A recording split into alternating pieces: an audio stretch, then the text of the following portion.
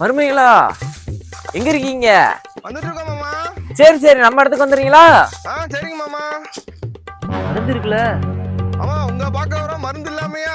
சரி சரி சரி, வாங்க வாங்க வாங்க வாங்க மாப்பிள்ளைகளா, வாங்க. நல்லா இருக்கீங்களா? ஐயோ மாமா, என்னையா இது மார்க்கு? அப்புறம் சொல்றேன், ஃபர்ஸ்ட் சரக்கு எடு. சரக்கே ஊத்தியாச்சு, இப்பயா சொல்லுமாமா மூஞ்சில எப்படி அடிபட்டது என்ன? ஆடா, அதை ஏன் மருமைகளா கேக்குறீங்க? ஐயனார் துணை சீரியல் ஓடிக்கிட்டு இருக்கு. சரி, இடையில விளம்பரம் போட்டேன். சரி, செத்த நேரம் நியூஸ் சேனல் பாப்போமேன்ட்டு சேனலை மாத்துறேன். சரி. கிச்சன்ல இருந்து சொருன்னு ஒரு சம்பு வந்துச்சு. தம்மனு ஒரு மூஞ்சில அடி. அப்புறம் அதுதான் மருமைகளா எனக்கு கடைசி வரைக்கும் ஞாபகம் இருக்குது. எந்திரிச்சு பாக்குறேன், விடிஞ்சு கிடக்குது.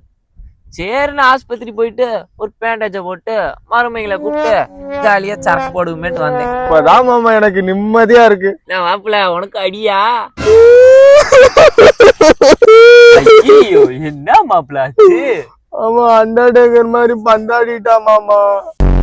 ஆமா, சின்ன மாப்பிள்ள, நீங்க எதுவும் அடி வாங்கலையா? ஐயா, உங்கள மாதிரி என்ன பொண்டாட்டி அடி வாங்குறேன்னு நினைச்சீங்களா? இப்ப கூட அவட்ட சரக்கு அடிக்கிறேன்னு சொல்லிட்டு தான் மாமா வந்தேன். என் குழந்தை எதுவும் சொல்லல. அழுதுட்டே அவங்க அம்மாட்ட போன் பேசிட்டு இருந்தா, அதான் அவன் பொண்டாட்டி மாமா. மாமா செத்துட்டியா?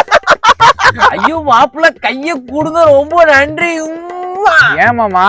அதான் என் பொண்டாட்டி நீங்க வீட்டுல இருக்க மாட்டாளே, ஏன்? அதான் உங்க வீட்டுக்கு வந்துருவாளே.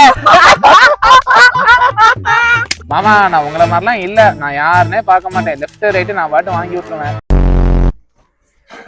இல்ல மாப்பிள்ள, லெஃப்ட் ரைட் வாங்கிட்டீங்க போல. என் வீட்டு கண்ணு குட்டி என்னோட மல்லு கட்டி என் மார்பில் முட்டுதடி கண்மணி.